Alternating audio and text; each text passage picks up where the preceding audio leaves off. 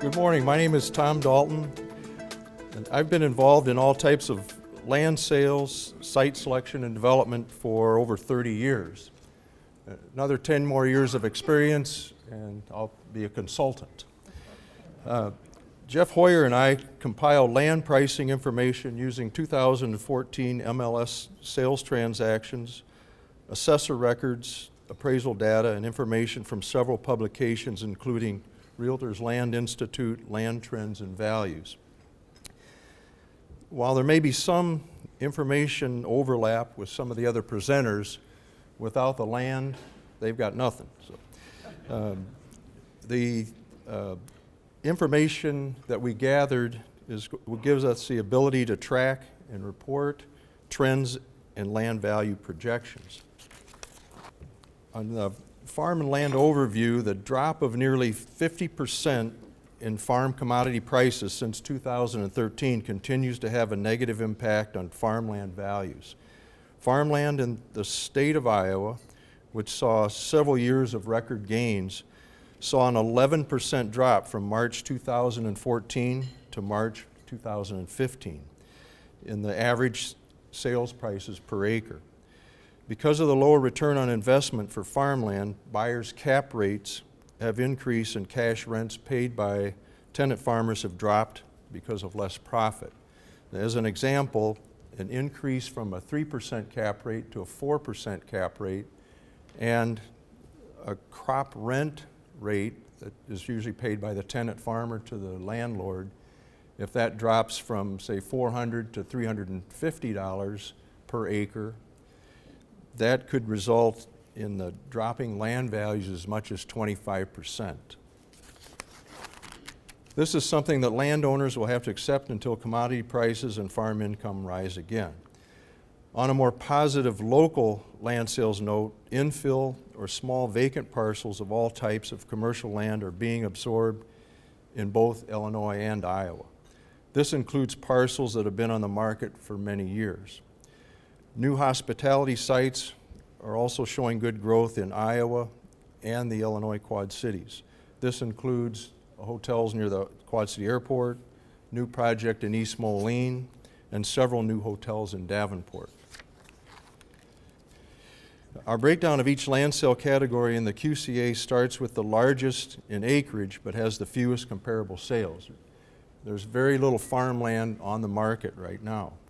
But we're seeing farm net income that could fall a projected 32% this coming crop year.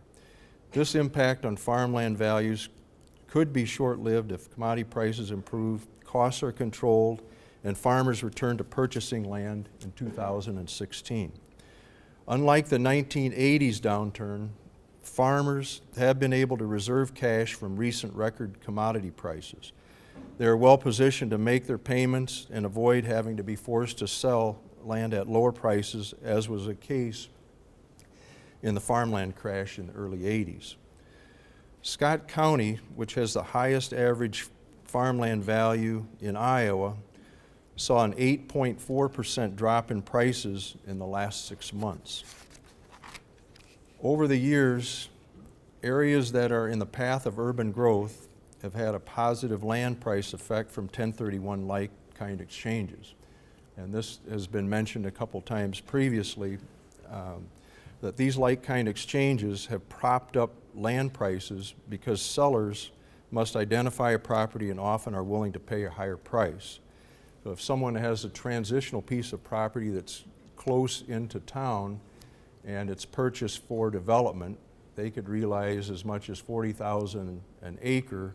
They want to stay in farming, so they'll go a little further out. They have money to spend and identify farmland to increase their land from maybe 100 acres to 400 acres. And that has helped keep land prices, especially in Scott County, propped up to a little bit higher levels. However, the current administration is considering eliminating or reducing this tax deferring method. This would have an impact not only in farmland, but all investment real estate.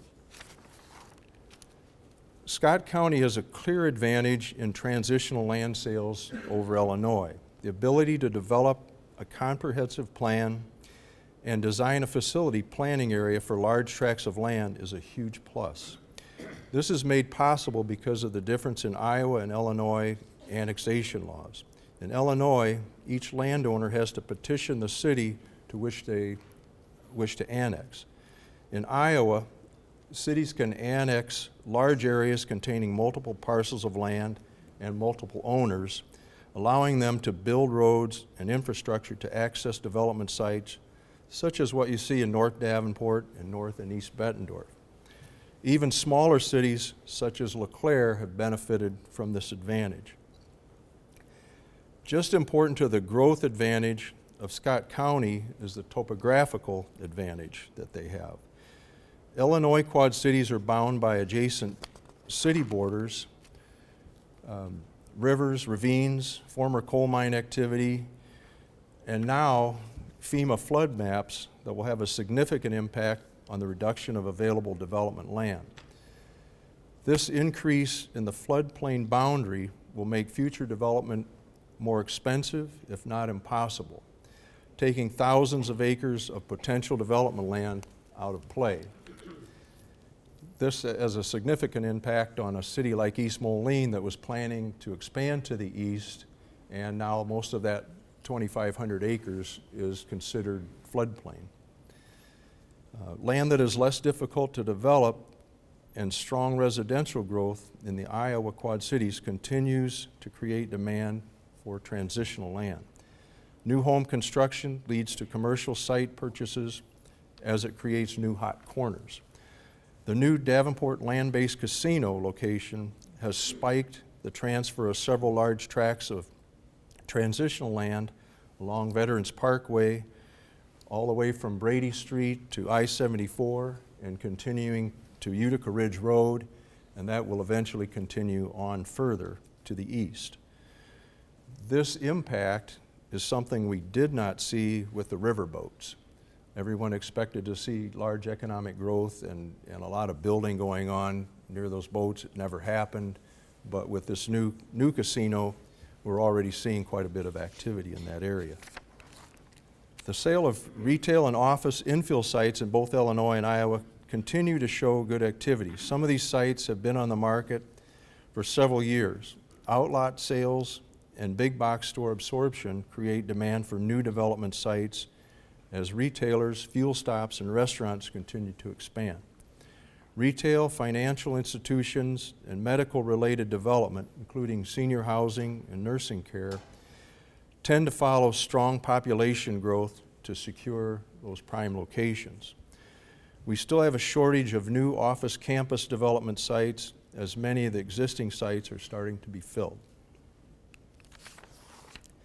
Small industrial lots in older parks are being sold with very little land being developed for these types of users. The Quad City area is still in need of large, fully entitled industrial sites to lure distribution and manufacturing users. Rail and barge terminal access is becoming more important but difficult to obtain. In 2014, we saw a range in sales of farmland from $4,900 per acre, which is usually at a lower price sold to a family member, to $15,400 an acre, which is top quality flat and black land, usually purchased by a neighbor that wants to expand or the result of competitive auction bidding. Transitional land that is currently zoned ag and usually still farm ranges in price in this area from actual sales of $34,000 per acre to $55,000 per acre, and as high as $90,000 per acre for smaller tract of land. Some transitional land that is considered infill, south of 53rd Street as an example,